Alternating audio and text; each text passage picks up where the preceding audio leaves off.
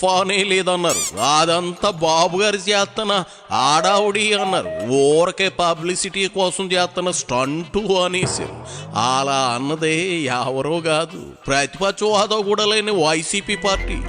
ఆ పార్టీ నేతలు కూటమి ప్రభుత్వం ముందుగా అందరినీ అలర్ట్ చేసి ప్రాణ నష్టం కూడా లేకుండా చేసి ఆస్తి నష్టం తగ్గించే ప్రయత్నం చేసిన వైసీపీ నేతలు మాత్రం తెగ ట్రోల్స్ చేస్తున్నారు.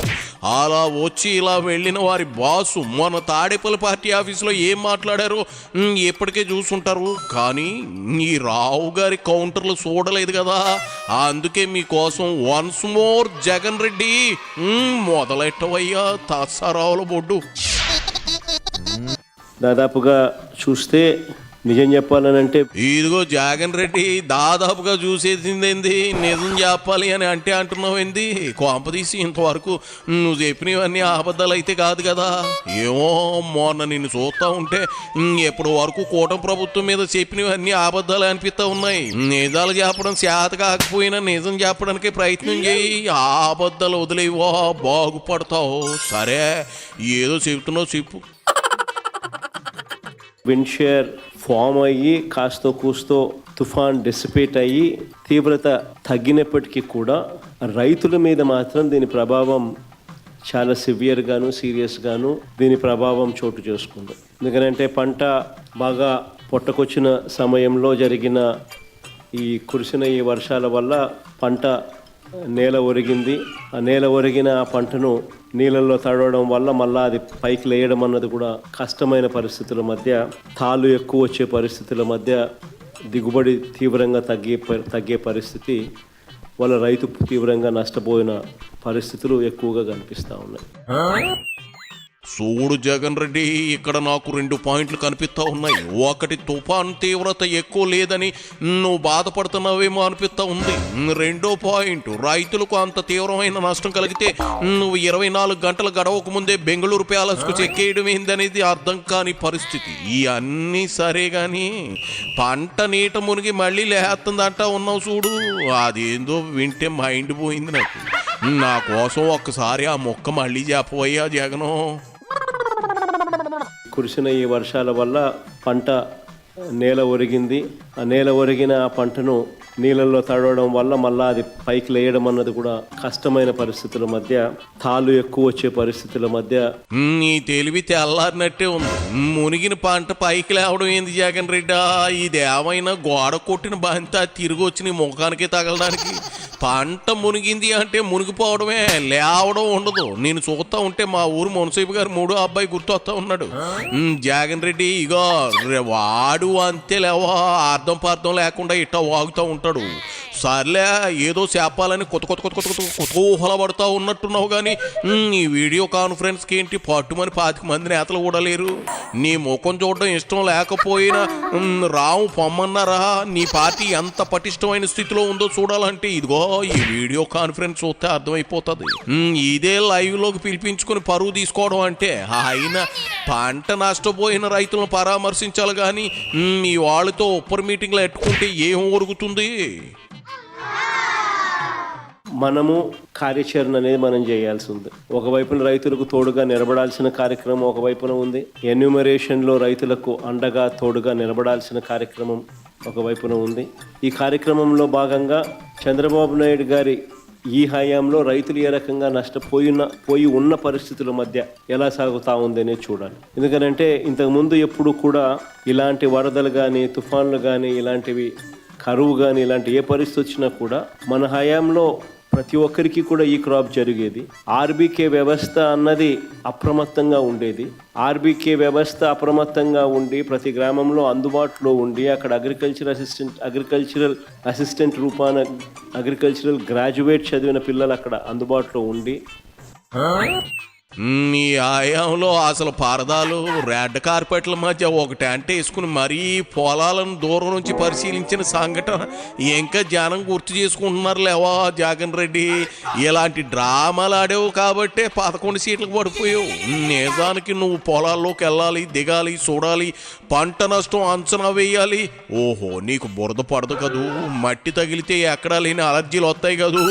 మరి బాబుగారు పావం లేనిదబ్బా, మోకాలు లోతు బురదలో తిరుగుతూ అడుగుతున్నారు. అది పాలన అంటే, అది రైతుల కష్టాల గురించి తెలుసుకోవడం అంటే.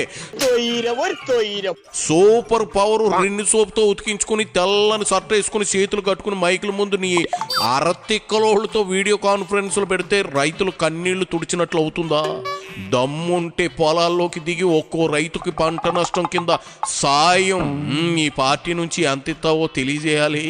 అంతేగాని ఇక మొసల కన్నీళ్లు గారితే ఉపయోగం ఏముంటది జగనా? ఇన్పుట్ సబ్సిడీ ఇచ్చే కార్యక్రమాలు పట్టించుకున్న పరిస్థితుల్లో లేవు. ఉచిత పంటల బీమా ఎత్తేసినారు. ఏ పంటకు కూడా గిట్టుబాటు ధరలు రాని పరిస్థితిలో రైతు తీవ్రంగా ఈ 16 నెలలు 17 నెలలు చంద్రబాబు నాయుడు గారి పాలనలో నష్టపోయిన పరిస్థితులు మనం చూస్తూ ఉన్నాం. ఇవన్నీ మ్యాన్ మేడ్ కెలామిటీస్.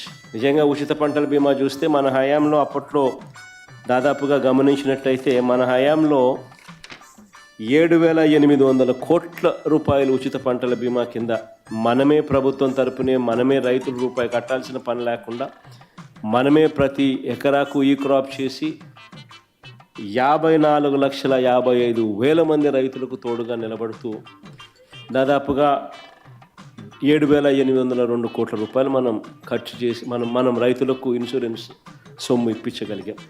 ఈరోజు పరిస్థితి ఇంత దారుణంగా ఉంది. ఒకవైపున ఇవన్నీ మ్యాన్మేడ్ తప్పిదాలు ఇన్ని కనిపిస్తూ రైతు తీవ్రంగా నష్టపోయిన పరిస్థితులు ఒకవైపున కనిపిస్తూ ఉండగా, మరోవైపున ఇటువంటి సైక్లోన్ రూపేణా జరిగిన నష్టం. అన్ని లక్షల మంది రైతులకు నువ్వు సాయం చేసి వస్తే మరి ఎందుకు పార్టీ ఊడ్చుకుపోయినది? అది కూడా చెప్పాలి కదా జగన్ రెడ్డి. వెనకడికి నీలాంటిదే ఓ వంటలక్క పాకం సరిగ్గా రాకపోయినా జీడిపాకం వచ్చింది కదా ఆకుని పీక్కుని తినండి అందట. ప్రతిదాన్ని సమర్థించుకుంటే అసలు ఆత్మ పరిశీలన అనేది ఎక్కడ ఉంటుంది చెప్పు? ఆయన సైక్లోన్ని మేడ్ తప్పింది అంటున్నావు ఏంది? నిన్నేమనాలి? మరి సైక్లోన్ అంటే ఏంటి అని అడిగితే సైకిల్ కోసం పెట్టుకునే లోన్ అంటావా ఏంది? లేదంటే సైకో తీసుకునే లోన్ అంటావా? చస్, నీకు సబ్జెక్ట్ బొత్తుగా తెలిసినట్లు లేదు. ఆ 25 మంది మూగమొద్దులైనా చెప్పాలి కదా. కన్నబాబు అంబటి బుజ్జికన్న మాజీ మంత్రి అంత నోరు తెరుచుకుని చూస్తూ ఉన్నారు. అందరూ నిల్లు బ్యానర్స్ నిత్యానందలైనా నీలాగా శివరాఖరిగా ఓ మొక్క చెప్పేసి ఇక బెంగళూరు బయలుదేరు.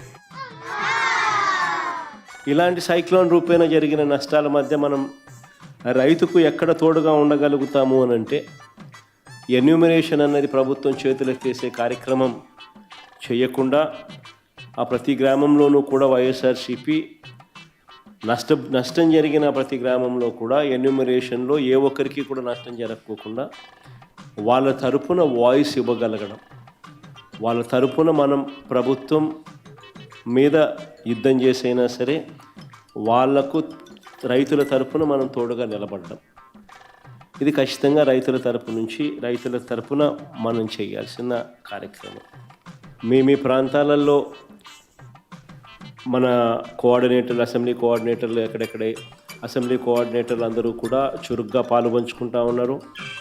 మనం ఇచ్చిన పిలుపు మేరకు, మీరు కోఆర్డినేట్ చేసిన తీరు మేరకు వీరంతా కూడా పలు కార్యక్రమాలలో ఇప్పటికీ అందరూ కూడా పాలుపంచుకునే కార్యక్రమం జరుగుతూ ఉంది. శ్రేణులందరూ కూడా ఈ కార్యక్రమంలో కూడా పాలుపంచుకుంటూ ఉన్నారు. వాళ్ళందరికీ ఒకవైపున అభినందనలు తెలియజేస్తూనే ఏం చేశారని అభినందన మందారమాలేస్తా ఉన్నావు జగన్ రెడ్డి? ఒక్కడు కూడా పైసా ఇవ్వలేదు, ఒక్క రైతును కూడా ఆదుకోలేదు. నువ్వు బుడవేరు సమయంలో ప్రకటించిన ₹1 ఇంకా ఇవ్వలేదు. ఇక నీ కార్యకర్తలన్నీ శ్రేణులు సహాయ చర్యలు చేయడమా? నవ్విపోదురుగాక నాకేటి సిగ్గనుకుంటా ఉన్నావా? లేకపోతే ఎందుకు వచ్చిన అభినందనలు?